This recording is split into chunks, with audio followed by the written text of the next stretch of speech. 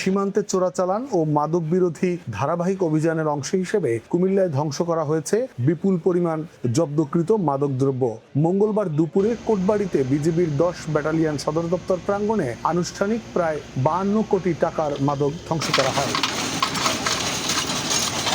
BGB সূত্র জানায়, গত 3 থেকে 4 বছর ধরে কুমিল্লার 10 বিজিবি ও সুলতানপুর 60 বিজিবি সীমান্ত এলাকায় পরিচালিত অভিযানে এসব মাদক জব্দ করা হয়। ধ্বংসকৃত মাদকের আনুমানিক বাজার মূল্য 51,83,125 টাকা।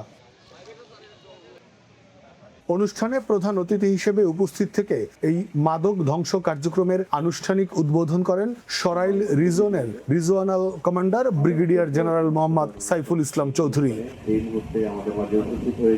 এ সময় বিজিবির কর্মকর্তারা জানান, সীমান্ত দিয়ে যে কোনো ধরনের মাদকের অনুপ্রবেশ ঠেকাতে নজরদারি আরও কড়াকড়ি করা হচ্ছে।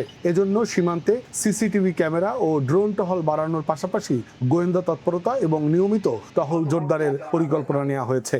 একই সাথে আমরা বিভিন্ন সময়ে জেলা প্রশাসন 96.10 কিলোমিটার এলাকা এবং সুলতানপুর ব্যাটালিয়ন মাদক বিরোধী অভিযানে মালিকানার বিরুদ্ধে আমাদের দৃঢ় অবস্থান ঘোষণা করা এবং একই সাথে আজ আমরা কুমিল্লা সেক্টরে কুমিল্লা ব্যাটালিয়নের 10 বিজিবির অনুষ্ঠানে Comilla sector commander colonel Rakibul Hasan, জেলা প্রশাসক কাজী রোজি, 10 বিজিবি অধিনায়ক লেফটেন্যান্ট কর্নেল মীর আলী এজাজ এবং RAB 11 company commander major Sadman Ibne Alam সহ বিভিন্ন দপ্তরের ঊর্ধ্বতন কর্মকর্তারা উপস্থিত ছিলেন।